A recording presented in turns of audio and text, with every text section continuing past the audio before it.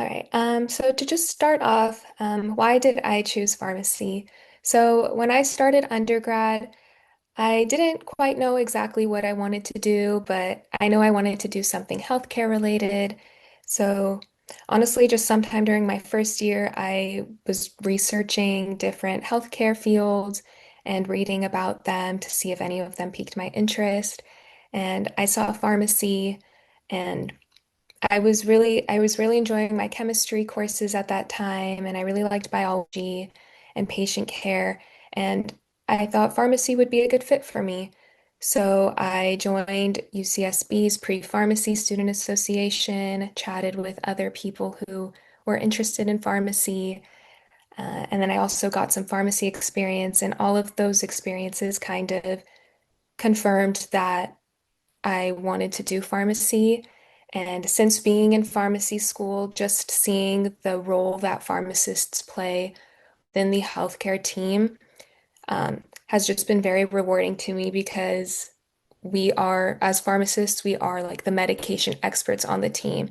And everybody, whether they are the physicians or the nurses, um, reach out to pharmacists and rely on us for medication therapy in patients.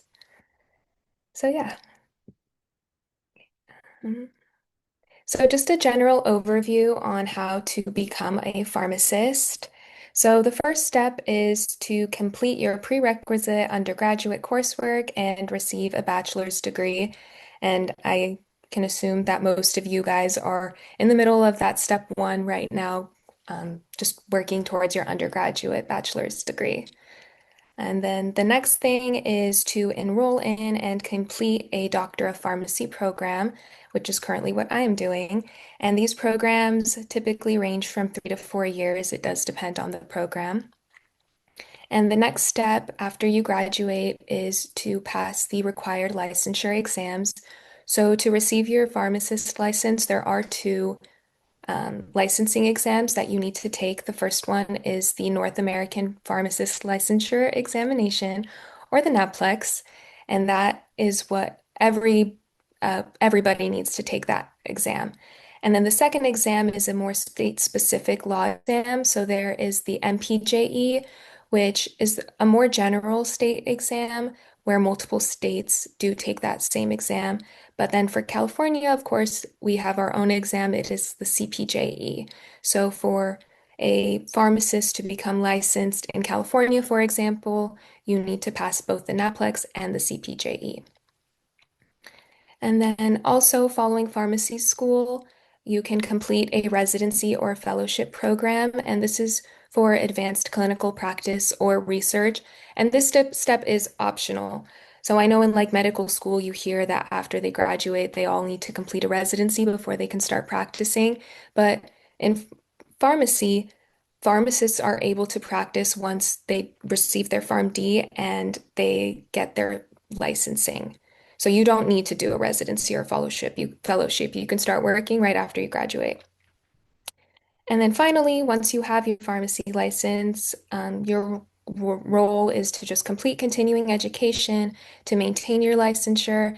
And then also it's important to stay updated on medical and medication advancements because things are changing every single year. Okay, now to talk about my undergraduate path in a little bit more detail. So, like I mentioned, I graduated from UCSB in 2022 with a bachelor's in science in pharmacology. During my time at UCSB, I was involved in a few different organizations, the first one being the Pre-Pharmacy Student Association, which I joined in my sophomore year. And I was just a general member at first, but then my junior year, I was the treasurer. And then following that, my senior year, I was the vice president. And then I was also involved in the Armenian Student Association, where I joined my freshman year. I was the secretary during my junior year, and then the vice president during my senior year. And then outside of school, I did take an exam and apply to the State Board of Pharmacy for my pharmacy technician license, which once I received, I was working at a CVS pharmacy up by UCSB during my senior year. And then along with that, I was a teaching assistant for one of the upper division biochem courses in the summer between my junior and senior year. And then earlier on in um, undergrad, I did tutor some elementary school students at Ivy Elementary. So now just to talk about preparing for pharmacy school in general. So, to become a competitive applicant, it's important to have a strong and competitive GPA and also do some prerequisite planning. So, pharmacy schools do have a list of courses that they require students take and pass prior to enrollment in pharmacy school. And while a majority of schools do have the same prerequisites, which are those like core science courses and your GEs, there are some slight differences in specific courses. For example, I know one of the schools that I applied to required a public speaking class, and then one of the schools required a lab course that the other schools didn't. So it's really important that if you are interested in applying to pharmacy school, looking into what courses they require earlier on so you don't overload yourself towards the end of undergrad. Another thing you can do is to just try and get as many meaningful experiences you can, whether that's through volunteering or doing some research on campus or working. And along with that, it's good to try and get some leadership and communication skills. So by getting a leadership role, you do gain those skills. You learn things such as like how to delegate tasks to people and um, time management skills and just communication overall. And these are all very crucial in your development as a professional and as a person, especially going into grad school and into a professional career. And then finally, it's also a good idea to get some exposure to pharmacy settings. While this isn't a requirement prior to pharmacy school, I will say, just speaking from my own experience, I am very happy that I was able to get some pharmacy technician experience prior. Because not only did it help me stand out during the application process and during interviews, but also it made my transition into pharmacy school a little bit easier because I had already been in a pharmacy. I know how it ran and everything, and it just helped me out in my first year specifically. All right, so now to just talk about the application process as a whole. So as a general overview, the system in which all, if not all, of the pharmacy school applications are is through the PharmCast system.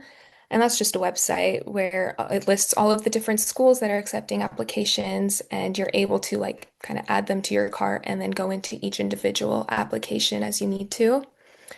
Other aspects of the application process include getting letters of recommendation from whether that's like pharmacy managers or professors that you've had during school. And then you also need to write up your personal statement. And then I'm not sure if it's all schools. I can assume it would be all schools. There is an interview that you need to do. So, some factors to consider when choosing schools to apply to or attend is the location. Go somewhere that you want to be, obviously. The structure of the curriculum, because they can vary. Like I mentioned before, some programs are 3 years long, whereas some are 4 years long. Um, Different schools have different experiential opportunities or clinical rotations that you are offered. And then the final factor to consider is cost. Some tips for your personal statement.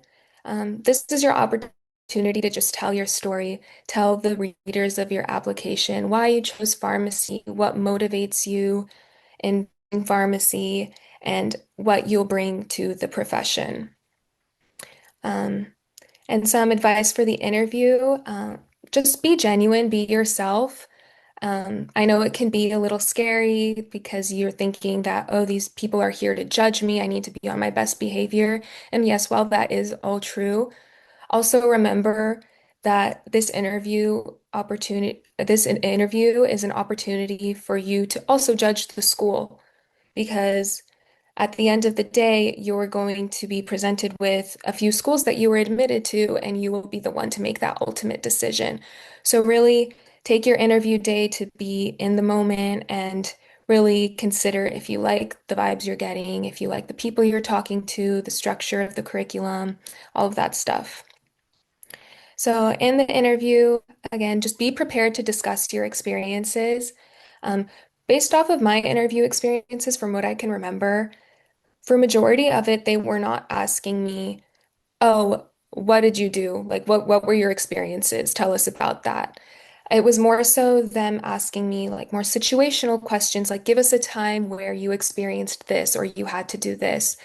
And a good skill practice to have is to not just answer those types of questions like a very straightforward answer. It's really good to draw from a specific experience you had and talk about that. And that's a really good way to bring in all of your extracurriculars, all of the experiences you've had into the conversation to make you stand out even further.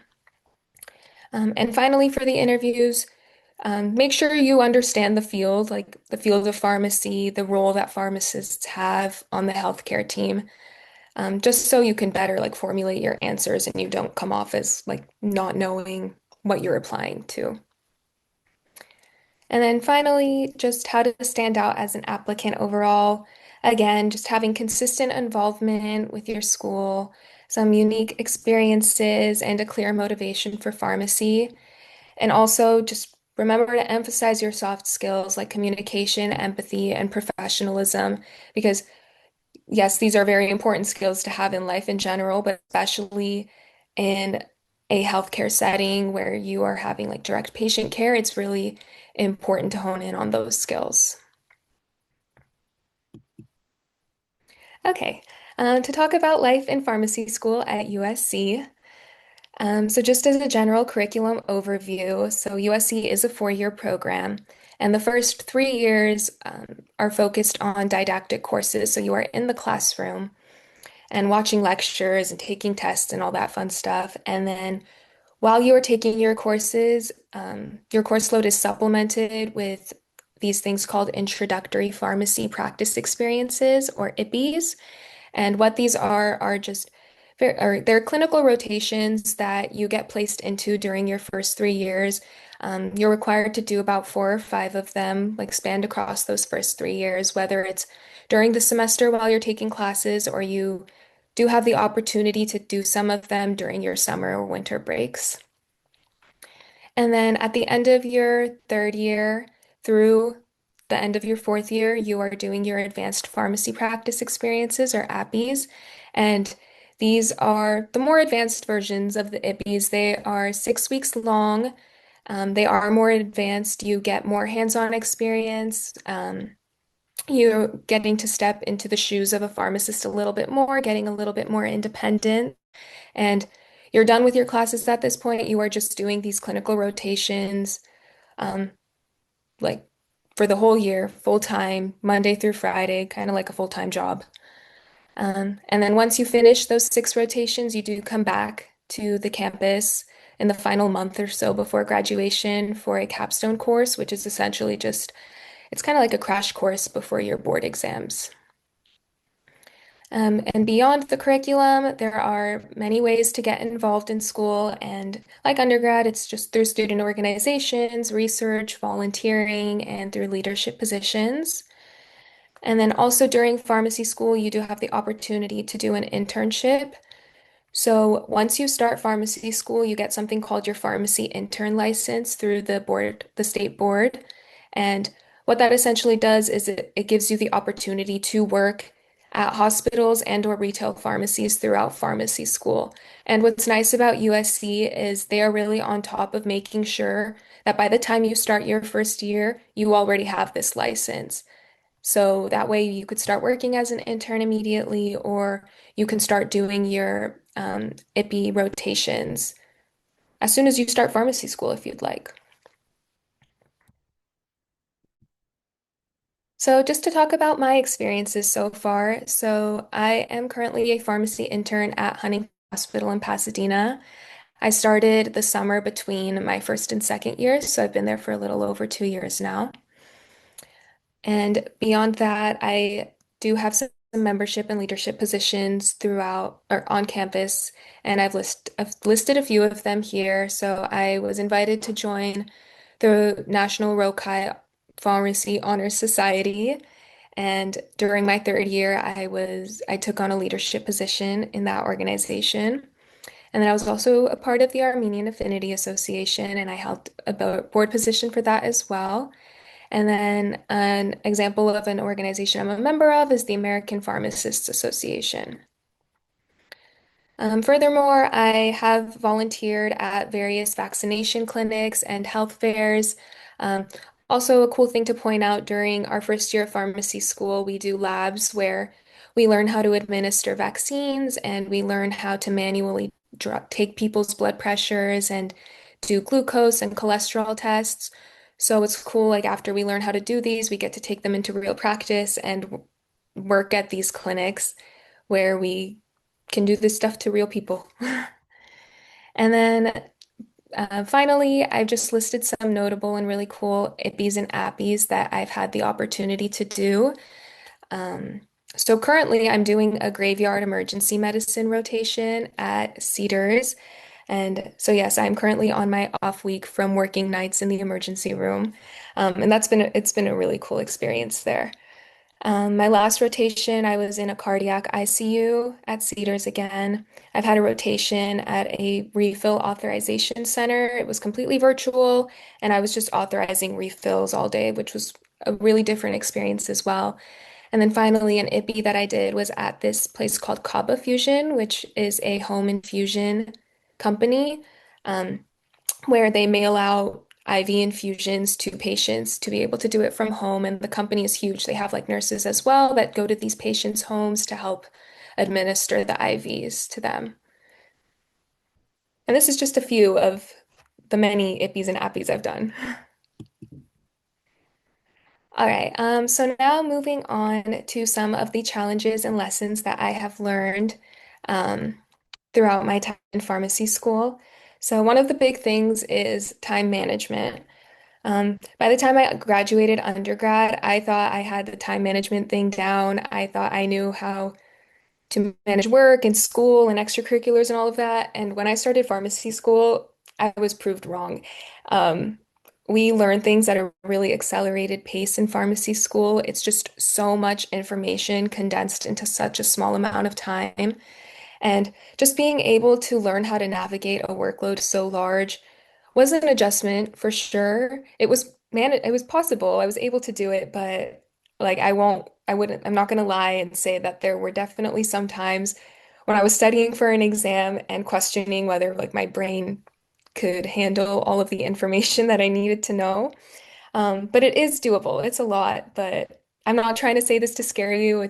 I'm just trying to say it to so you know what to expect, so you're not caught off guard. Another thing is the imposter syndrome and staying confident.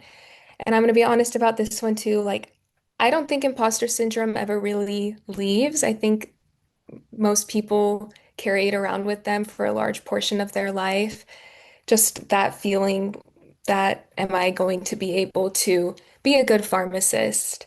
Will I be able to know everything? And the answer to that is no one knows everything. Even like pharmacists that have been working in the field for like 20 years, like they don't know everything. They still have to use Google every now and then.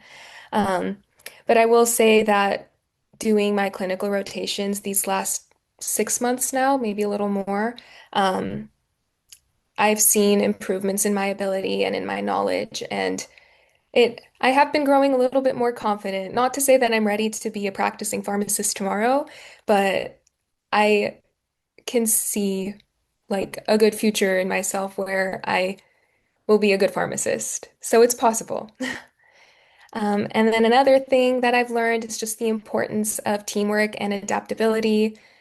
In pharmacy and healthcare as a whole, you're all working with a team, whether it's just with the whole pharmacy staff and the entire pharmacy, or if you're working on a team with other health professionals in a hospital, you always need to learn how to manage working with other people and adapting to different working environments and learning environments. And the adaptability kind of next point about having a continuous learning mindset because the world of healthcare is constantly changing. There are new medications getting approved every single year. Guidelines are updating. Everything is changing. So you just have to stay involved in the practice and keep your mind open to continuously learning everything that's coming out. Okay, just to talk about like my future goals a little bit. So I am planning on pursuing a PGY1 residency in hospital pharmacy and then a PGY2 in emergency medicine.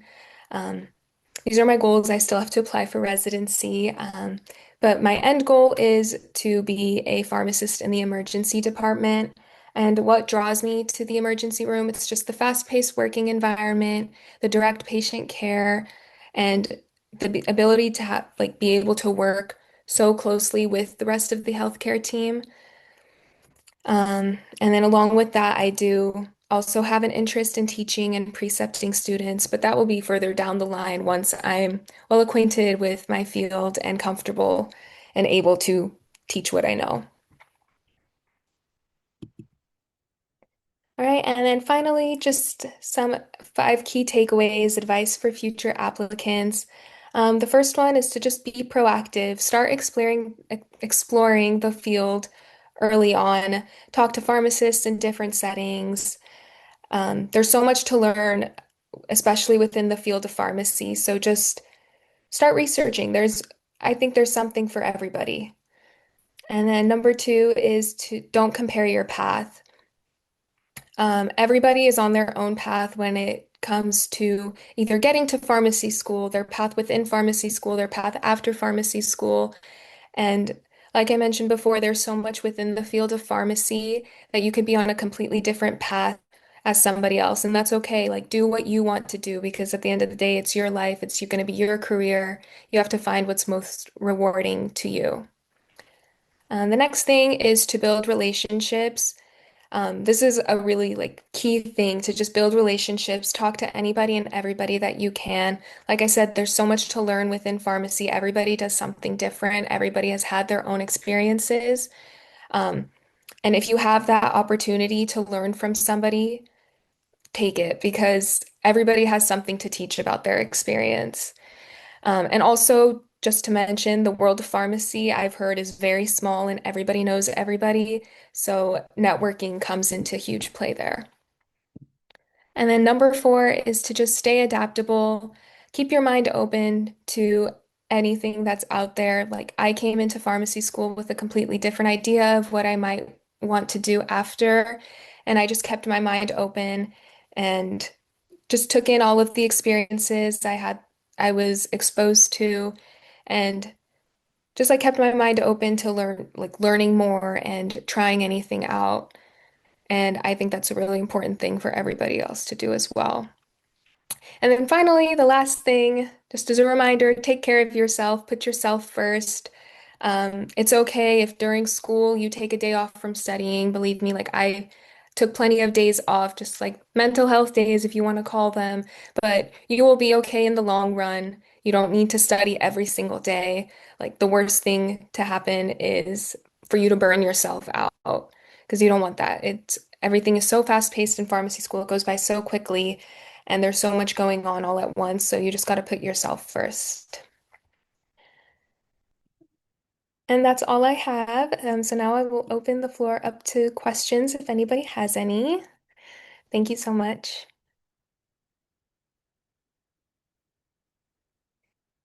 Yes, Hike. Yeah, I was wondering, can you maybe talk more about like the different fields in pharmacy, like what kind of training typically goes into, I guess, like going into it and like what kinds of experiences like have you had throughout like your various like clinical rotations in pharmacy school Mhm. and yeah. Yeah, sure. Um, so I guess kind of like how I like to explain it, there's like three main overhead branches of pharmacy. There's like community or the retail setting. So what you would see if you go to like a CVS or a Walgreens or a small independently owned pharmacy. There's like that field. And then there's hospital pharmacy. And then within hospital pharmacy, there's a lot more that I can get into. And then the last branch is industry. So working in big pharma, the pharmaceutical industries. Um, and yes, I say those are like the main three, but beyond those, there's so much more, honestly. Like I could probably talk all night about the different kinds of pharmacy there are. Um, but I guess like I can go into hospital pharmacy a little bit more because that's what I have the most experience in it. That's what I have the most experience in, and that is what I am most interested in. Um, so within hospital pharmacy, like I mentioned, there's emergency room pharmacy, which is what I would like to pursue.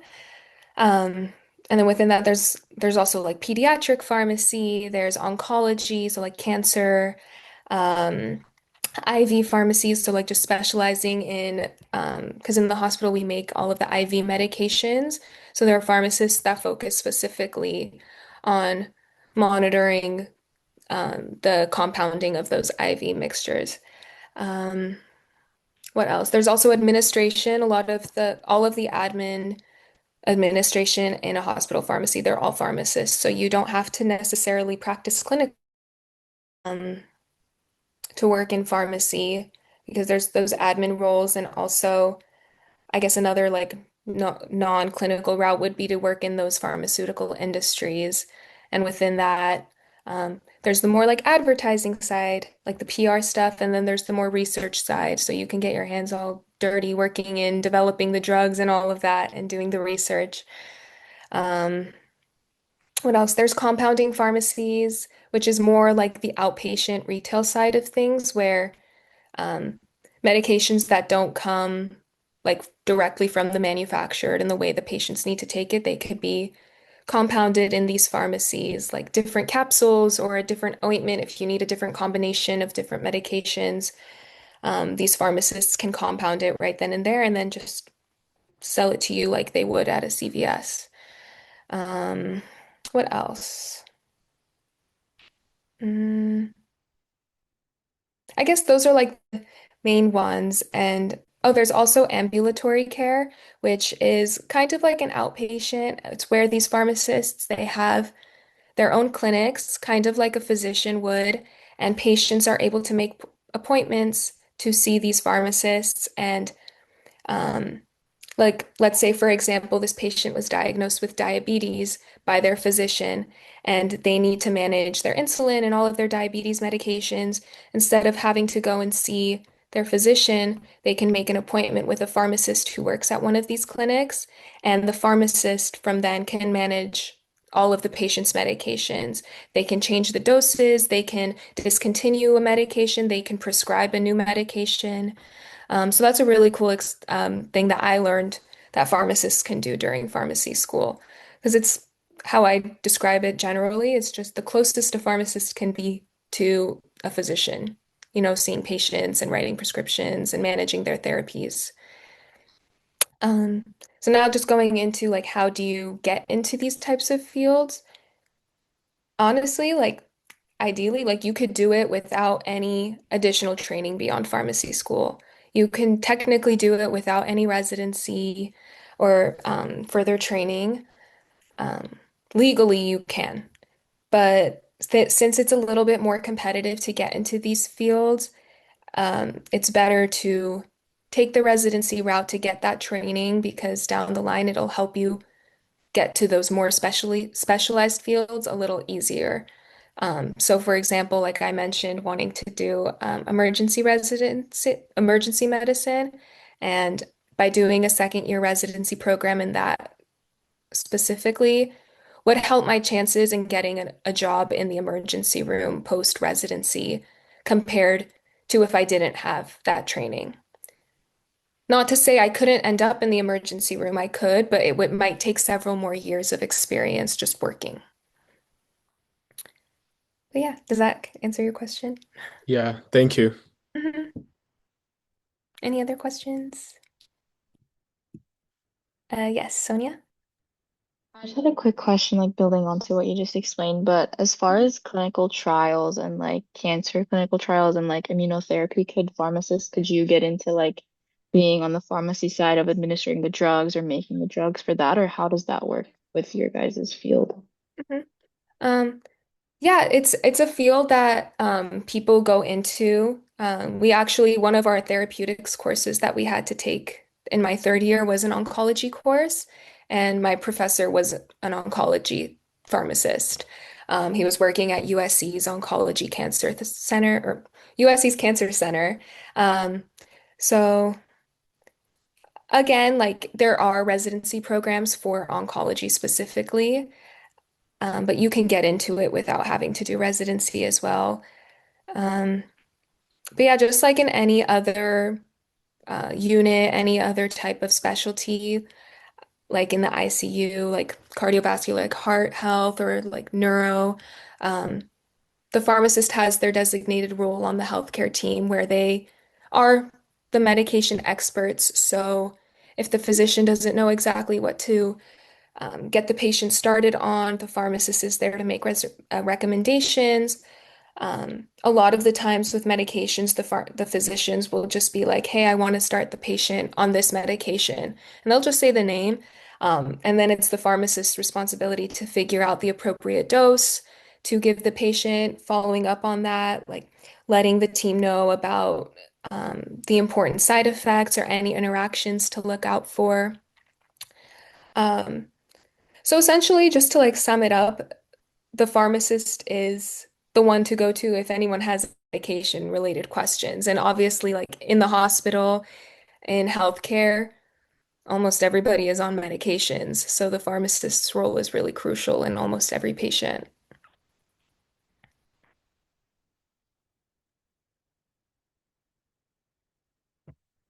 Any other questions?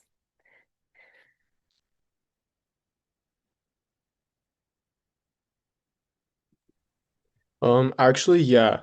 This doesn't like necessarily pertain to pharmacy, but it's like a more general thing. I feel like a lot of people could like use some advice then regardless of like what field they go into medicine or pre-health. I was wondering like what your experience was like trying to get closer relationships with like your professors and like getting your letters of rec for pharmacy school and also possibly like any research opportunities that you had while you were at UCSB.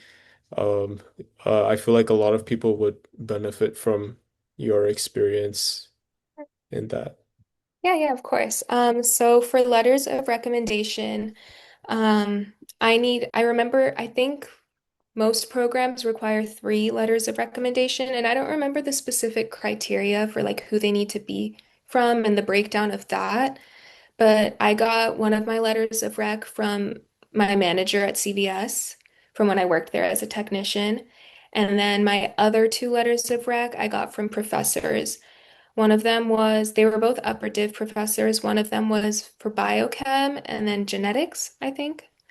Um, for biochem, it was for it was the professor for the class that I had mentioned I TA'd for. So it kind of helped already having that relationship with him. There was like a group of us student TAs. So, and we'd have weekly meetings and everything. So he knew my name, which is like really hard. And I understand like the stressfulness of not knowing how to get close with a professor at a big school. Um, so I was able to get one from him. And then my other letter of rec, it was from my genetics professor. I So while I was at UCSB, I was also part of the honors program. So with that, like I had other requirements I needed to do, and those included like smaller sections with the professors. So with that professor, I was in his small section. It was like 10, 15 of us. So again, I had that opportunity to for him to get to know my name a little bit better. But then again, even after, like these professors have so many students, even though I had those like small opportunities with them, I don't think they really still knew me. So when I reached out to the genetics one in particular, he was like, yeah, like let's set up a time for us to meet. Like you can come by my office, we can chat, I can get to know you a little bit. So I went and did that. He asked me like about my life story. about everything, and he was able to write me a letter because of that. So it was, I think that getting the letters of rec from professors was the most stressful part of the application process. Um, how I would advise that you guys approach it. So first off, do it in a class that you performed well in. Um, Try to go to office hours just so the professor, like you don't have to participate too much, like every now and then would be good, but try to go enough to the point like so the professor can recognize your name.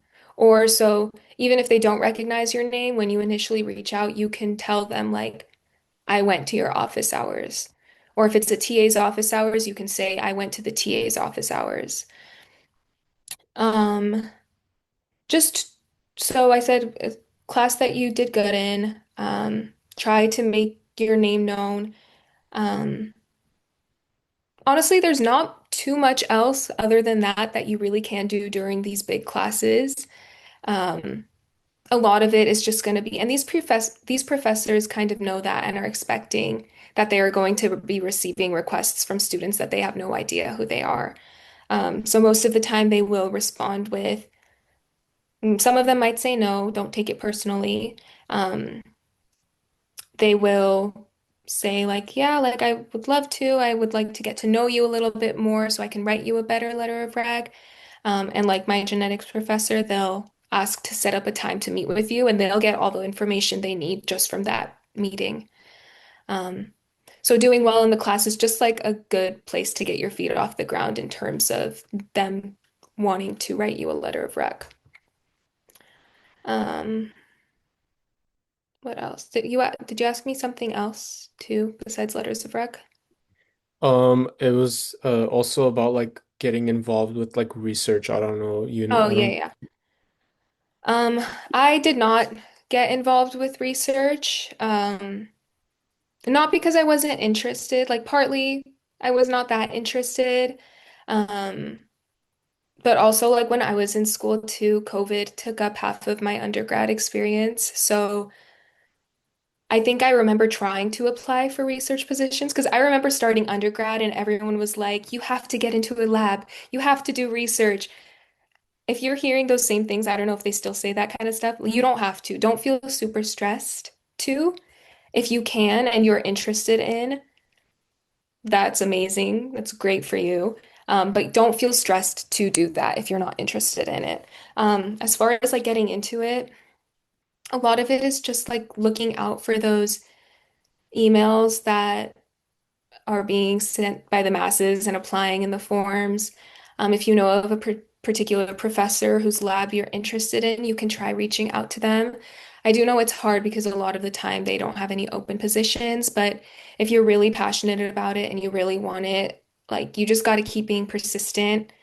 Um, like don't annoy them. Like don't reach out so often to the point where they're sick of you. Um, but just if you keep expressing your interest, like hopefully it should work out. Sounds good. Thank you. And then I think Natalia had a question. She raised Mhm. her hand. I was going to ask about research as well. Oh, Thank you. did my answer your question?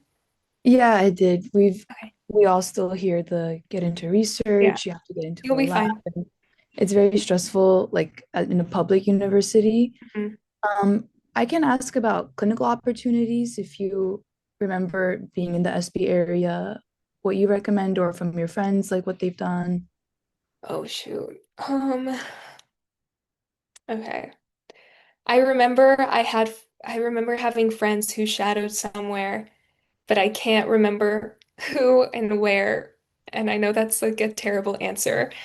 Um, It's okay. Maybe like medical offices, maybe yeah, there's a they bunch were in like medical town. offices. Mhm. I don't remember.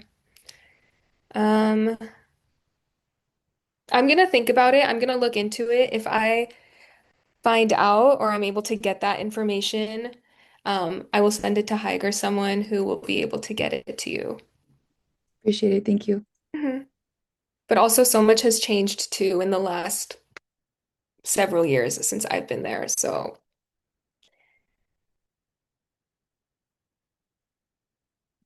Yes. If you can go back to undergrad or just any time in your life, what would you do different, like academically or in terms of extracurricular or clinicals or Um, just anything that would contribute? um, I mean, I guess this is more generally speaking and not like connected to my path to pharmacy necessarily. Um, but it's just like back in college and even in pharmacy school or earlier on too, just like not being afraid to get involved early on because honestly, both in undergrad and in pharmacy school, I don't know if I was like coming up with an excuse for myself, but I was like, it's my first year. Let me get used to the academics, which is that is very important too, to just get used to the workflow of your courses. Um, but I kind of used it as a reason to not get super involved in school orgs, whether that's like by getting leadership positions or just like getting out there and meeting people and exposing myself to different ideas and different opportunities. Um, so I don't know how many people here are first year students right now. Um, but I mean, just it's never too late to put yourself out there and you see a club that you could be interested in, like just go to it. It doesn't like go by yourself. You don't have to go with a friend. It's okay, like you're there for yourself. Um, that's something I wish that I had done more in both college and pharmacy school. And also, like, even though it may be later in school for the non-first years, like, you still have like grad school later on. Um, any future opportunities you have, just don't be afraid to put yourself out there,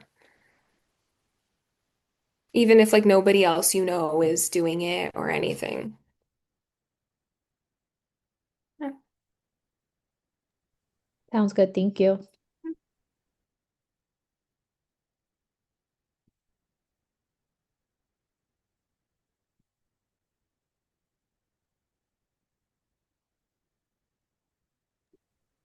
Yeah, I think that kind of wraps up all the questions. If anyone else has anything that they would like to ask.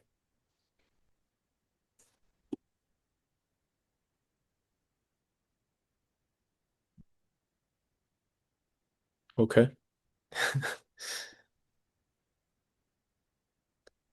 All right. Thank you everyone for joining again, and thank you again, Tanya, for doing this. I feel like it was a very good presentation. Yeah. Thank you, Haig, for inviting me to